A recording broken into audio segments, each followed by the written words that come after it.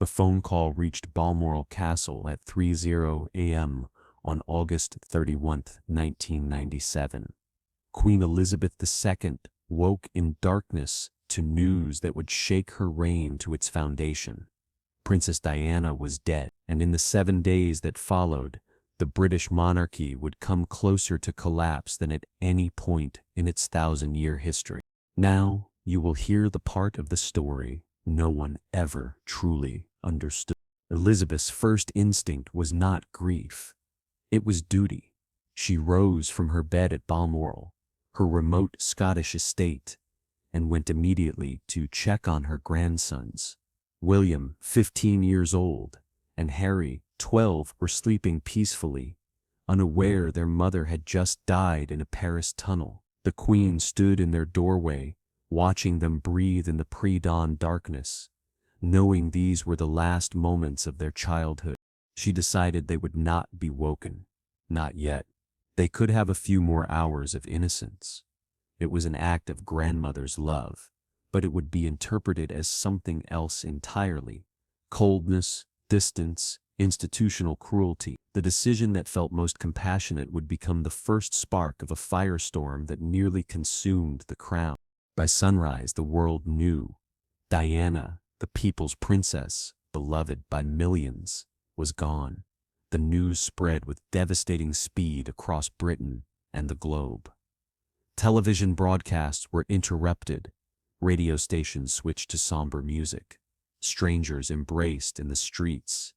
Weeping, the outpouring of grief, was immediate, visceral, unprecedented in modern British history. And the Queen remained at Balmoral, 500 miles from London, silent. Elizabeth believed she was doing the right thing. Her duty, as she saw it, was clear: protect William and Harry from the media chaos, shield them from public scrutiny during their most vulnerable moment, maintain some semblance of normalcy in their shattered world. Balmoral offered privacy, space to grieve away from cameras and crowds.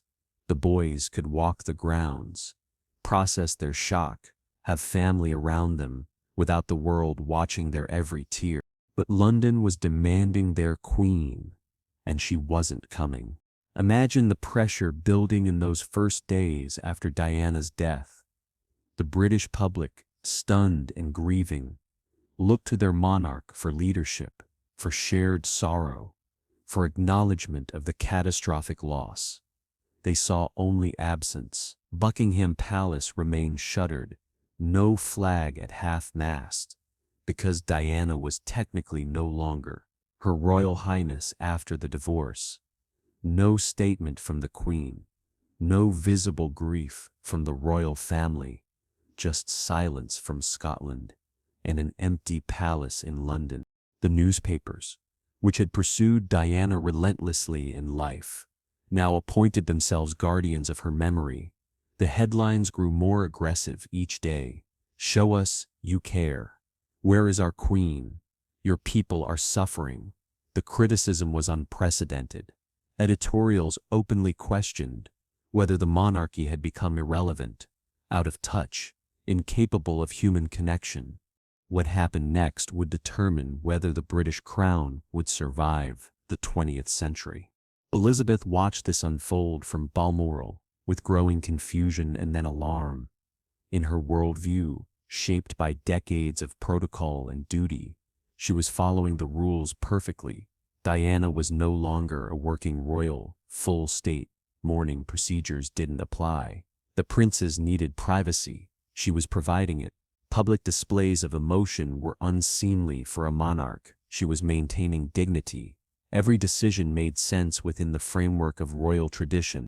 But the framework was crumbling. The rules that had sustained the monarchy for generations were suddenly, catastrophically irrelevant.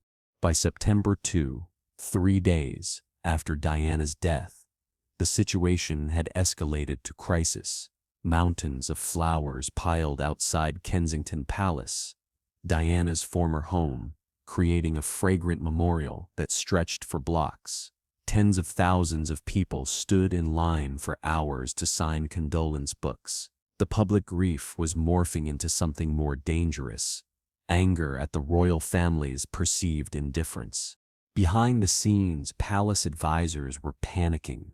Phone calls between Balmoral and Buckingham Palace grew heated. The Queen's private secretary and press officers begged her to return to London, to make a statement, to show something, anything that resembled public grief. Elizabeth resisted. She genuinely believed the media hysteria would pass, that remaining with her grandsons was the right choice, that protocol must be followed even in crisis. She was wrong, and her advisors knew it. For perhaps the first time in her 45-year reign, the institution was telling the Queen she had to bend or break. The turning point came on September 4. Prince Charles, who had flown to Paris immediately after Diana's death to accompany her body home, tried to explain the severity of the situation to his mother. The monarchy's approval ratings were in freefall. Respected commentators were openly discussing whether Britain still needed a royal family. The rage was real, widespread, and growing. This wasn't media exaggeration. It was a genuine constitutional crisis. Elizabeth listened, and slowly, painfully, she began to understand that the world had changed in ways she hadn't fully grasped.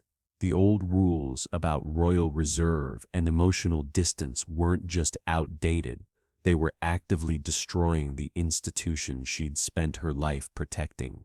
But no one knew the real consequence of that moment, or what it would cost Elizabeth personally to make the choice she was about to make. On September 5, the Queen made the decision to return to London. It was presented publicly as a natural progression of events, but those close to the situation understood it was a capitulation. Elizabeth was bending to public pressure in a way she never had before. The crown, which demanded obedience from subjects, was now obeying the subjects. The constitutional implications were staggering. The royal family's flight back to London that afternoon was heavy with tension. Elizabeth had agreed to tour the flower tributes outside Buckingham Palace, something she found deeply uncomfortable. She had agreed to speak to grieving citizens, strangers, expressing raw emotion she didn't know how to reciprocate. And she had agreed to give a televised address about Diana, breaking decades of precedent about not making personal statements on family matters. When the Queen emerged from her car at Buckingham Palace that evening, the crowd that had gathered was wary, even hostile. Some booed, others stood in cold silence. Elizabeth walked slowly through the ocean of flowers, roses, lilies, teddy bears, handwritten notes, all left for Diana. She stopped to read messages, to accept bouquets from children, to speak quietly with people who were crying openly. For a woman who had spent 70 years suppressing public emotion, it was excruciating.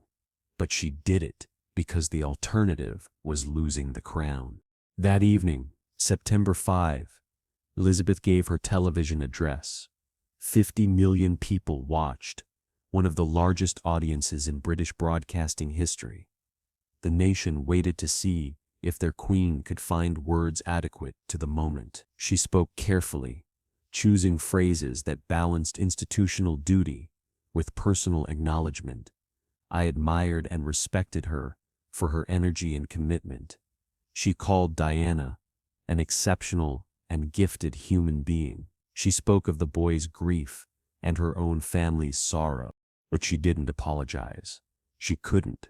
The institution didn't permit admission of failure, even when failure was obvious. So she threaded the impossible needle, acknowledging grief without admitting the week-long silence had been wrong, showing emotion without fully abandoning royal reserve, responding to public anger without genuflecting to it completely. It was enough. Barely. And what happened next would show just how close the monarchy had come to the edge. Diana's funeral on September 6 became one of the most watched events in television history. 2 billion people, globally tuned in to see London brought to a standstill by grief. The funeral procession through the streets was lined with hundreds of thousands of mourners, many weeping openly, throwing flowers onto the hearse, carrying Diana's coffin. The royal family walked behind the coffin. Charles, visibly grief-stricken, William and Harry, pale and stunned at 12 and 15 years old, forced to grieve under the gaze of the world, and Elizabeth, walking with her daughter Anne, maintaining rigid composure, even as the crowd's emotion threatened to overwhelm everything. At one point, during the procession, the Queen made a gesture that few noticed, but those close enough never forgot. As Diana's coffin passed Buckingham Palace, Elizabeth bowed her head, a monarch showing deference to a deceased subject, who was no longer technically royal. It was a tiny gesture, easily missed, but constitutionally extraordinary. The crown was acknowledging that Diana, even in death, had power the monarchy could not match. Inside Westminster Abbey, Elton John performed "Candle in the Wind," rewritten for Diana. Diana's brother, Earl Spencer, gave a eulogy that was barely concealed criticism of the royal family. She needed no royal title to continue to generate her particular brand of magic. The implied rebuke that the institution had tried to diminish Diana and failed hung in the air. Some in the Abbey applauded, breaking centuries of protocol. The Queen sat motionless, absorbing the criticism without reaction. After the funeral, something remarkable happened.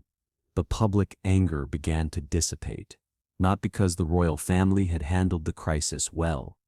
They demonstrably hadn't, but because Elizabeth had bent just enough to survive. She had shown she could adapt, even if reluctantly. The monarchy, which had seemed headed for obsolescence, limped forward into another generation. But privately, Elizabeth was shaken in ways she rarely showed. Close confidants reported that the week after Diana's death aged her visibly. She had faced criticism before, but never this intensity, this rage from ordinary people who felt betrayed by an institution they'd supported their entire lives. She had been forced to choose between her personal judgment and public demand had won. For a woman whose entire identity was built on the primacy of duty and protocol, it was a devastating realization. The week also fundamentally changed how the monarchy operated. In the months and years that followed, the palace slowly modernized, becoming more transparent, more emotionally accessible, more willing to acknowledge the humanity of its members. Elizabeth allowed Charles to eventually marry Camilla, unthinkable before 1997. She supported William and Harry's desire for more normal lives, understanding what rigidity had cost Diana. She even began discussing mental health publicly, something previous generations of royals would never have considered. But she never spoke publicly about those 7 days in detail, never acknowledged how close the crown had come to falling, never admitted that her judgment had been catastrophically wrong, or that she'd been saved only by last-minute course correction. That level of vulnerability remained impossible, even after everything. Those who were at Balmoral during that week describe a woman caught between two impossible duties: protecting her grieving grandsons versus serving the public that was demanding her presence. Every choice was wrong. Staying meant looking cold and out of touch. Leaving meant abandoning William and Harry when they most needed stability. There was no right answer, only degrees of failure. In the end, Elizabeth chose the public over her family's privacy. She chose institutional survival over personal conviction. She chose adaptation over principle, and the monarchy survived because of it, but at the cost of admitting that the crown now served the people's will, not the other way around. The British monarchy still stands. Elizabeth II reigned for another 25 years after Diana's death, dying in September 2022 as the longest-serving monarch in British history. The institution survived its closest brush with irrelevance, but September 1997 marked the end of one kind of monarchy, remote, infallible, beyond question, and the uncomfortable birth of another, conditional, responsive, always aware that public tolerance could evaporate in 7 days. Diana's death didn't destroy the crown, but the week that followed revealed something perhaps more unsettling. The crown could be bent. The rules could be broken. The institution everyone thought was immovable could be forced to change by public pressure. Elizabeth learned, at age 71, that even a queen must sometimes bow to forces greater than tradition. Some lessons are learned too late to apply. Some choices, once made, can never be unmade. And sometimes, keeping the crown means accepting that you no longer control it the way you once did. Elizabeth kept her throne, but she lost something intangible that week. Perhaps the certainty that the institution she served was unshakable, or perhaps the belief that duty and protocol would always be enough. The flowers eventually wilted outside Kensington Palace. The crowds dispersed. The monarchy endured. But for 7 days in September 1997, the British crown teetered on the edge of obsolescence, saved only by a reluctant queen who finally chose survival over certainty. History remembers the funeral, but those 7 days before it were when the real battle for the monarchy's future was fought, and barely won.